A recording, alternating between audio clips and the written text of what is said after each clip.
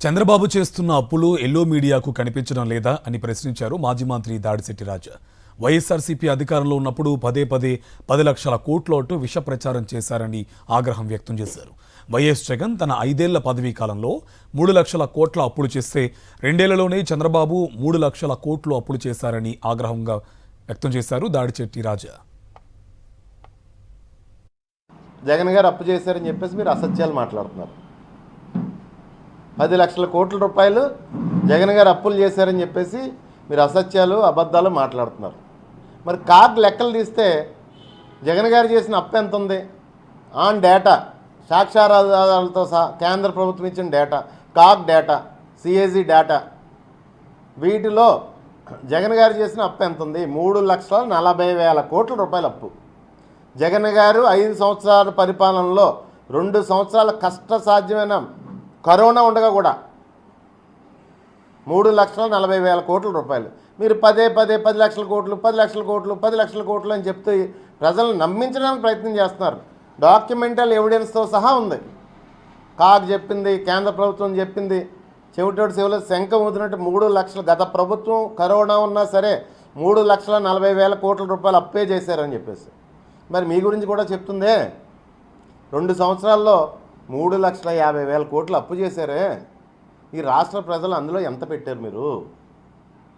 3,40,000 కోట్లు అప్పు 5 సంవత్సరాల్లో 3,40,000 కోట్లు అప్పు చేసిన జగన్మోహన్ రెడ్డి గారు 2,72,000 కోట్లు డీబీటీ రూపంలో ఈ రాష్ట్ర ప్రజలకి పంచిపెట్టారు. పంచిపెట్టి ఈ రాష్ట్రంలో ఫైనాన్స్ ఇంజనీరింగ్ చేశారు. ఈ రాష్ట్రంలో ప్రజలందరి దగ్గర డబ్బు ఉండేది. ప్రతి నెల ఎంతో కొంత మొత్తం ప్రజల చేతిలోకి వస్తే ఆ డబ్బును ఆర్థికంగా బలంగా ఉన్న వ్యాపారస్తుల దగ్గరికి, లేకపోతే రియల్ ఎస్టేట్లోకి, పరిశ్రమల్లోకి, వాటిలోకి ఆ డబ్బు అంతా రొటేషన్ తిరుగుతూ ఉండేది.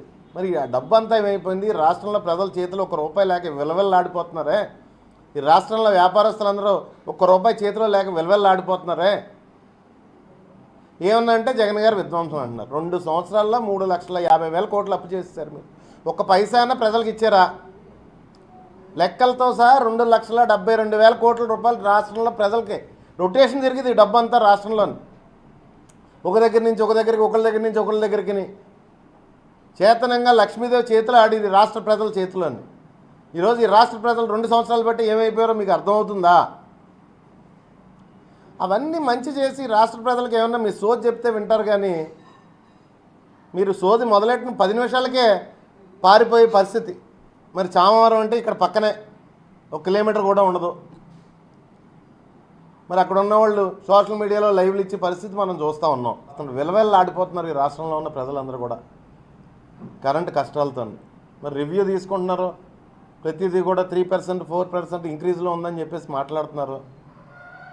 అదంతా కూడా స్క్రిప్టెడ్ డ్రామా కింద అర్థమవుతుంది ఈ రాష్ట్ర ప్రజలందరికీ కూడా. వాస్తవంలో లేదని చెప్పేసి అంటున్నారు. ఈ రాష్ట్రంలో లేకపోతే మా తుని నియోజకవర్గంలో ప్రజలందరూ కూడా ఒక్కపోతతో ఇబ్బంది పడిపోతున్న పరిస్థితి మనం చూస్తూ ఉన్నాం ఎండాకాలం స్టార్ట్ అయిన తర్వాత.